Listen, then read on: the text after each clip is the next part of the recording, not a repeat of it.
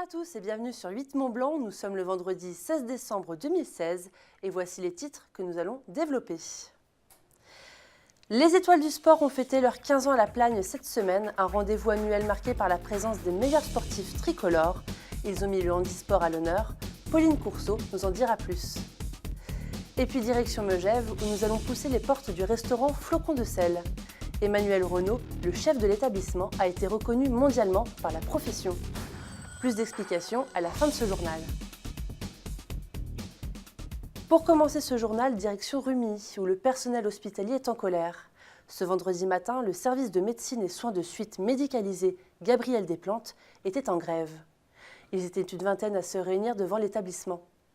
L'objectif, protester contre le manque de personnel et dénoncer la très forte dégradation de leurs conditions de travail. Le dialogue entre la direction et les grévistes semble être totalement rompu. Le service en grève a déjà envoyé 2 courriers à l'Agence régionale de santé pour dénoncer cette situation. 2 courriers restés pour l'instant sans réponse. On écoute Cathy Boulanger, secrétaire syndicale Force ouvrière, au micro de Sébastien Germain.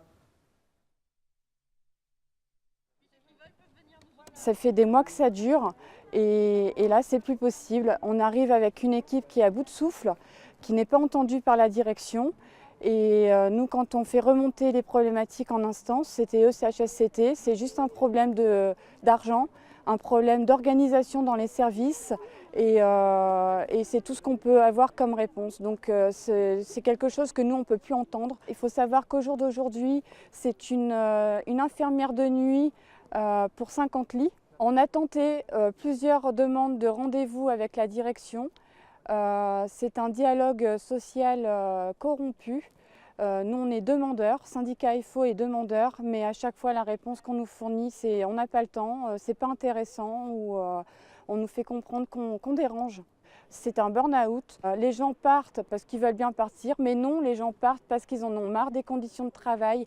Ce sont des jeunes diplômés et qui mettent leur diplôme tous les jours au quotidien en péril. Comme je vous le disais en titre, un événement bien particulier prend fin ce vendredi. Il s'agit des étoiles du sport, l'occasion pour les meilleurs sportifs français et les espoirs de se réunir. Un après-midi était consacré au handisport et à la perception que peuvent en avoir les personnes valides. Un atelier encadré par 2 sportifs de renom, la judokate Sandrine Martinet et l'athlète Marie-Amélie Le Fur, fraîchement médaillée lors des Jeux paralympiques de Rio. Pauline Courceau était sur place. Les yeux bandés, ils doivent faire confiance à leur partenaire. Un athlète non-voyant guidé par un voyant. Le tout sur les conseils avisés d'une championne paralympique. Déficiente visuelle depuis la naissance, Nantenin Keïta veut aussi partager son univers. Normalement, le guide est censé courir plus vite que son athlète. Mais là, toi, tu cours plus vite. Donc là, le problème, c'est que toi, tu vas forcément être un petit peu freiné par ton guide. La difficulté, ça va être la coordination, ça va être le fait aussi d'avoir une totale confiance en son guide. Ça va être aussi du côté du guide de se dire, bon, bah, il faut que moi, je m'adapte. Il faut que moi, j'adapte ma foulée et ma façon de courir à mon athlète et pas l'inverse.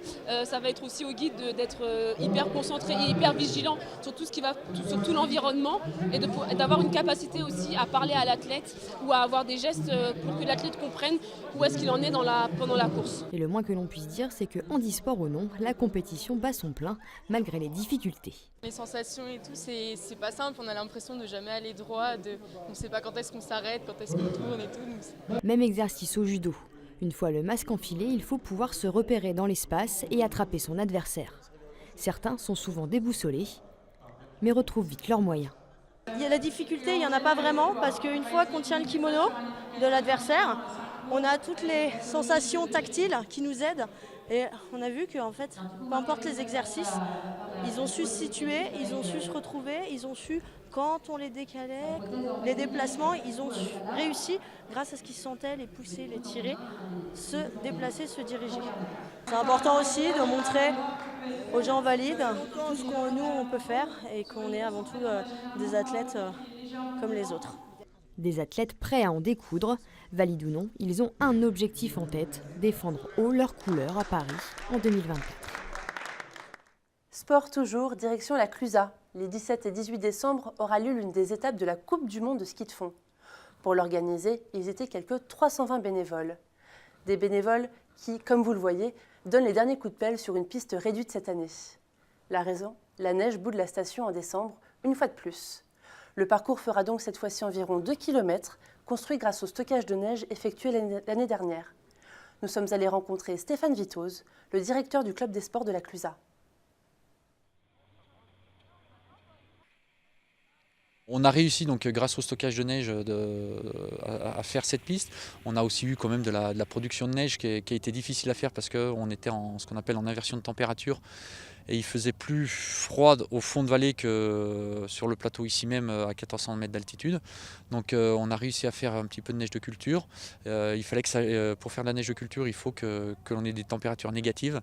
Donc on a eu quelques nuits à -1, -2 et ça nous a permis de sortir les volumes de neige nécessaires. La météo va être très belle, donc je pense que les gens vont venir. En plus, le site des Confins au pied de la chaîne des Aravis, c'est quand même magnifique.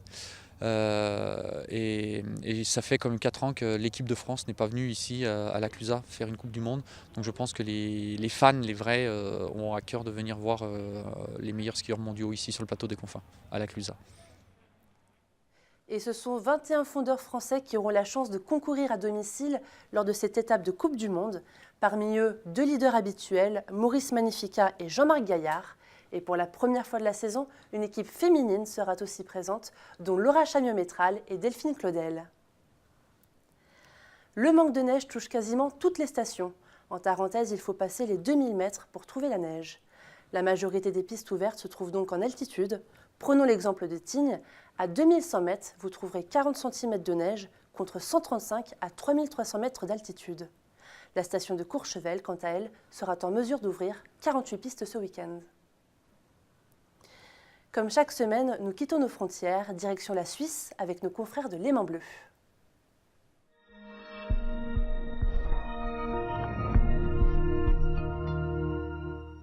À Genève, la société de sauvetage lance un appel aux dons. Son objectif, remettre en état l'un de ses bateaux. Entièrement bénévole, l'association assure plus d'une centaine de sauvetages chaque année. Pour mener à bien son projet, elle a besoin de 60 000 francs suisses. Gilles Méliot nous en dit plus. Voici Gineva 2, l'un des 2 bateaux du sauvetage de Genève, l'une des 34 brigades bénévoles qui veillent sur les navigateurs lémaniques. Un bateau qui a atteint la majorité et qui a besoin d'une cure de jouvence estimée à 120 000 francs, moins coûteuse qu'un nouvel achat. On a décidé de faire des transformations et puis de lui donner une seconde vie qui serait plus efficient plutôt que de racheter un nouveau bateau qui coûterait extrêmement cher. Donc pour vous donner des chiffres, une unité comme celle-ci, neuve actuellement, il y a des sauvetages qui en ont racheté une, nos voisins vaudois, ça vaut entre 500 et 600 000 francs. Et nous on s'est dit que d'investir 120 000 francs, ce serait plus judicieux. Alors, en fait on va doubler son temps de vie à cette unité, qui est à peu près, on estime 15 à 20 ans en plus. Le sauvetage de Genève, c'est 25 équipiers bénévoles qui donnent de leur temps chaque week-end, de mai à septembre, et qui sont aussi actifs en hiver. Le principal nombre d'interventions qu'on a en proportion, ça va être les pannes moteurs. On a un petit peu, j'aime bien dire, le TCS du lac. Avec un budget de 40 000 francs à l'année, dont 18 000 francs de subventions publiques, la société n'a pas la surface financière pour de gros travaux et en appelle donc aux dons. Il lui reste désormais à trouver 60 000 francs pour entamer les travaux dès le mois d'avril prochain. Pour aller jusqu'à la fin de ce journal, nous allons parler gastronomie et d'un chef haut-savoyard de renom puisqu'il s'agit d'Emmanuel Renaud. Le Mégevant triplement étoilé s'est vu classé 9e dans le top 100 des meilleurs chefs du monde, une notoriété qui lui permet aujourd'hui de représenter de grandes marques et de surprendre ses clients encore un peu plus. Alexis-Olivier Sbriglio est allé le rencontrer dans ses cuisines, le Flocon de sel. Charles, sortez les gratins. Pour la première fois, un chef savoyard rentre dans le top 10 des chefs préférés au monde, classement effectué par les chefs eux-mêmes. Ouais, je suis fer de lance de la région, je fais mon métier normalement, j'aime la montagne plus que tout, été, hiver, j'aime les chefs de montagne, j'aime le côté à la fois rustique de la montagne et à la fois délicat. Cette 9e place permet à Emmanuel Renaud de dépasser des techniques comme par exemple ce repas 100% réalisé autour du café. Une inventivité totale. Ouais, c'est surtout acidité, amertume, une torréfaction qui n'est pas trop poussée, qui n'est pas trop poussée. Donc on a vraiment des jolis arômes de café sans avoir ces côtés trop ristrés, trop amers. Je pense que c'est un bel équilibre pour le plat. La volonté de la marque aujourd'hui, c'est justement de réserver ces produits d'exception à des chefs, puisque pour nous, ces chefs sont exclusifs et nous voulons leur apporter une exclusivité. Un intérêt également économique pour le chef Emmanuel Renaud. Il faut le rappeler, ces établissements étoilés coûtent très cher et ces marques agroalimentaires peuvent lui permettre d'arrondir un peu ses fins de mois en faisant la promotion de ses produits. Alors c'est la découverte de l'ingrédient café qu'on n'a pas l'habitude de découvrir, puisque le café on le découvre uniquement à la fin du repas. Donc on veut apprendre aussi à nos clients à découvrir le café d'une autre manière et justement en l'incorporant dans les plats du chef. Le secret du café, c'est surtout de ne pas le cuire. Si le café, on le met dans la sauce et qu'on le fait cuire, le goût, justement, le côté subtil des grands crus, il disparaît. Donc surtout pas d'ébullition, rien du tout. On rectifie la sauce et au dernier moment, on met le café cru, on va dire cru, qui sort de la machine, justement pour garder, avoir tous les parfums du café. C'est ça le secret, c'est surtout de ne pas cuire le café. Le café bouilleux, c'est jamais très très bon. Et bien là, encore plus, si on veut garder les arômes des grands crus et puis surtout avoir cette petite note d'acide, d'amertume, et ben on le met cru au dernier moment et à ce moment-là, on sert le plat. Comme une star de cinéma ou un top modèle, Emmanuel Renaud prête donc son visage, son palais et ses mains pour représenter Nespresso maintenant dans le monde entier. C'est la fin de votre journal. Merci à vous de l'avoir suivi. Tout de suite, retrouvez Fanette de Buisson et Pauline Courceau dans Médiasphère. Elles vous présenteront leur revue de presse de la semaine. Une émission à ne pas rater donc. Quant à nous, on se retrouve très vite pour un nouveau JT. En attendant, retrouvez-nous sur les réseaux sociaux et sur notre site internet 8montblanc.fr. À bientôt.